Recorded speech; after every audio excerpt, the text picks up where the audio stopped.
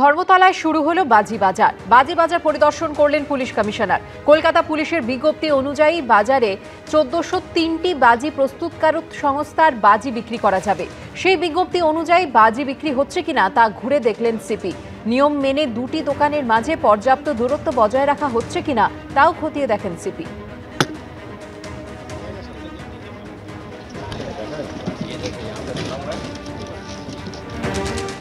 Last ইয়ারও মানে আমাদের যে এক্সপিরিয়েন্স আছে কম্পারেটিভলি আগে যেরকম ভায়োলেশন হচ্ছিল গতবার অনেকটাই কমেছিল as per PCB reports and আমরা আশা করছি আরও কমবে।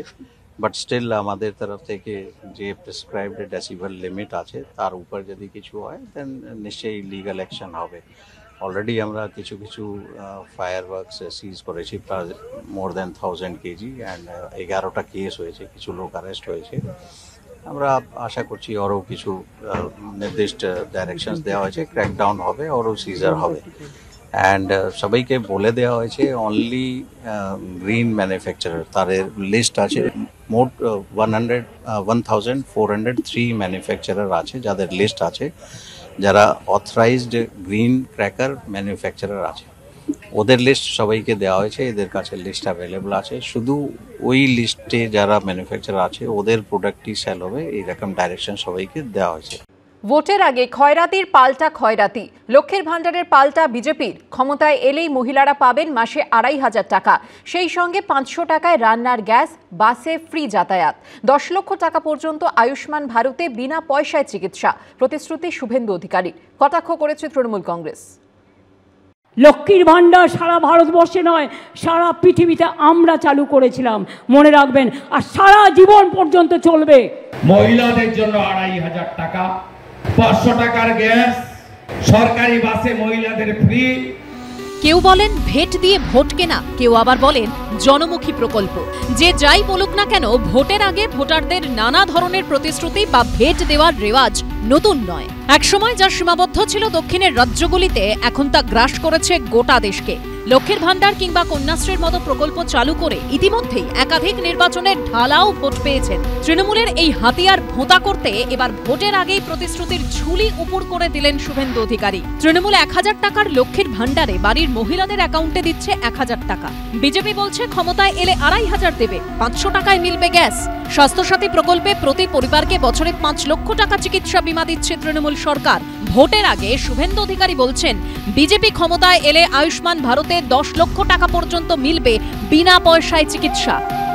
ভারতীয় জনতা পার্টি সংকল্পপত্র ঘোষণা করবে, সংকল্পপত্র হাতে নিয়ে দুয়ারে দুয়ারে যেতে যাবেন।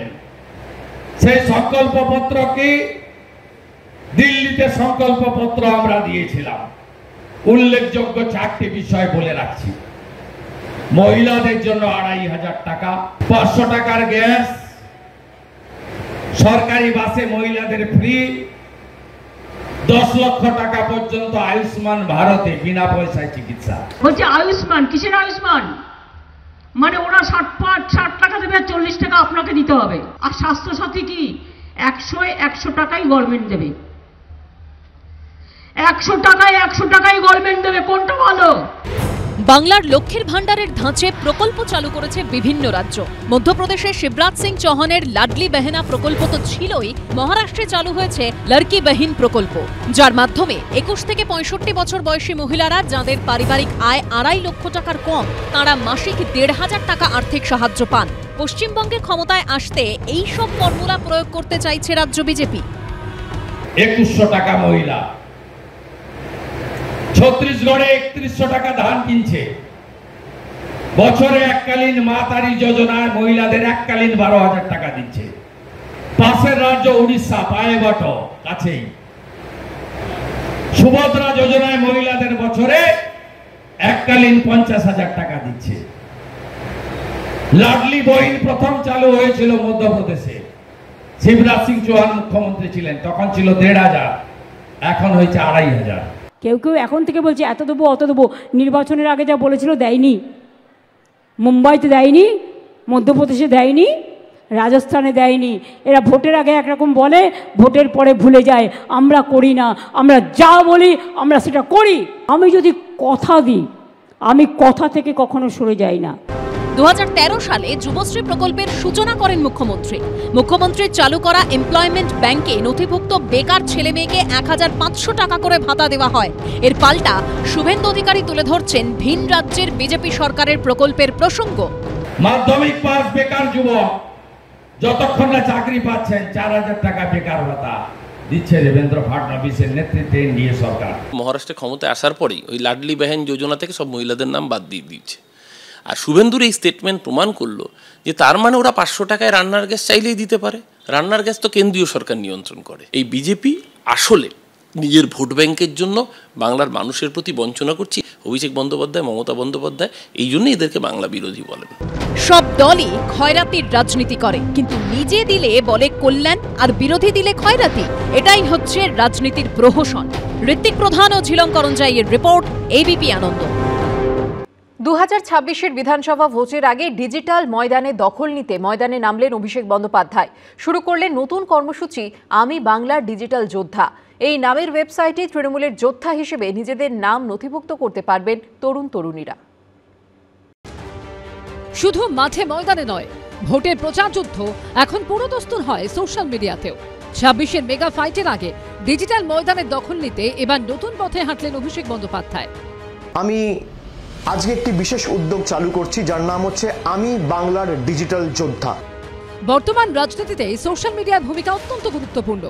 ফেসবুক, হোয়াটসঅ্যাপ ব্যবহারকারী জেন জির কথা মাথায় রেখে যুযুধান সব শিবিরই তাদের প্রচারে মাধ্যম করেছে সোশ্যাল মিডিয়াকে।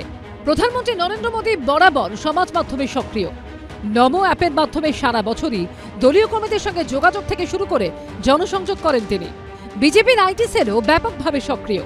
পিছিয়ে থাকে না কংগ্রেস কিংবা সিপিএমও। বিজেপি কিংবা তৃণমূলকে ছেড়ে কথা বলেন না তাদের ডিজিটাল যোদ্ধারাও। এই আবহেই এবার ডিজিটাল মাধ্যমে গেরুয়া শিবিরকে টক্কর দিতে নতুন কর্মসূচি শুরু করলেন তৃণমূলের সর্বভারতীয় সাধারণ সম্পাদক অভিষেক বন্দ্যোপাধ্যায়। আমি বাংলার ডিজিটাল যোদ্ধা নামে একটি ওয়েবসাইট তৈরি করেছে তৃণমূল। ওয়েবসাইটের মাধ্যমেই তৃণমূলের যোদ্ধা হিসেবে নিজেদের নাম নথিভুক্ত করতে পারবেন তরুণ তরুণীরা। আজকের লড়াই শুধু বন্দুক বা তলোয়ার দিয়ে নয়, আজকের লড়াই মোবাইলে, সোশ্যাল মিডিয়ায়, সমাজ মাধ্যমে এবং সর্বোপরি সত্যের বার্তা দিয়ে আমাদের লড়তে হবে। বাংলার আত্মসম্মান যারা প্রতিদিন নষ্ট করে বা আত্মসম্মানে যারা প্রতিদিন আঘাত করছে, যারা মিথ্যা ও ঘৃণার রাজনীতি ছড়াচ্ছে, সাম্প্রদায়িকতার বীজ বপন করছে, তাদের জবাব দিতে হবে তথ্য দিয়ে, পরিসংখ্যান দিয়ে, যুক্তি দিয়ে আর আত্মবিশ্বাসের সাথে বাংলার গৌরব দিয়ে। এবার এই ডিজিটাল মাধ্যমে তৃণমূল কংগ্রেসের যারা বাহিনী আছে তারা এখন মানুষকে ভুল বোঝাবে, বিশেষ করে এসআইআর নিয়ে, এবং দেশবিরোধী কিছু কার্যকলাপ হয়তো করাবে, রেল জানানো, রেলের অফিস ভাঙচুর করা, এর মাধ্যমে এরপরে হয়তো তোলাবাজিও শুরু হবে। তো স্বাভাবিকভাবে এই ডিজিটাল মাধ্যমে এখন আপনারা ডিজিটাল তোলাবাজি দেখবেন তৃণমূল কংগ্রেসে। একসময় বৃদ্ধতন্ত্রের কটাক্ষ শুনতে হতো যে সিপিএমকে কিংবা শতাব্দী প্রাচীন কংগ্রেসও এখন ডিজিটাল ফাইটে পোক্ত। 2019-এর লোকসভা ভোটের সময় আলিমুদ্দিন স্ট্রিটে সিপিএম এর রাজ্য সদর দফতরে আইটি সেলের অফিস খোলে সিপিএম। 21-এর ভোটের আগে জনপ্রিয় টুম্পা গানের একাধিক প্যারোডি তৈরি করে সোশ্যাল মিডিয়ায় রীতিমতো ঝড় তুলেছিল সিপিএম। কিন্তু প্রশ্ন হলো, তারা কি তৃণমূল কিংবা বিজেপির সঙ্গে পেরে উঠবেন? এই সমস্ত তৃণমূল যা সার্ভে টার্ভে করেছে তাতে বোঝা গেছে যে মানুষ তৃণমূল থেকে ক্রমশ সরছে। ফলে নানান সময় নানান রকমের যোদ্ধা, টাকা তো আরেকটা কৌশল না, তো নানান রকমের যোদ্ধা ঠোদ্ধা তৃণমূলে বাড়ছে যাতে তৃণমূলকে জেতানো যায়, তাতে লাভ হবে। বিশ্বের বিভিন্ন দেশে এক শ্রেণীর রাজনীতিবিদের ওপর জেন জির আক্রোশ ক্ষোভ বারবার চোখে পড়ছে। আর এই দেশের রাজনীতিবিদরা সোশ্যাল মিডিয়ার মাধ্যমে সেই জেন জিকেই কাছে টানতে চাইছেন। কৃষ্ণেন্দু অধিকারী, প্রকাশ সিনহা ও বিজেন্দ্র সিংহ রিপোর্ট, এবিপি আনন্দ।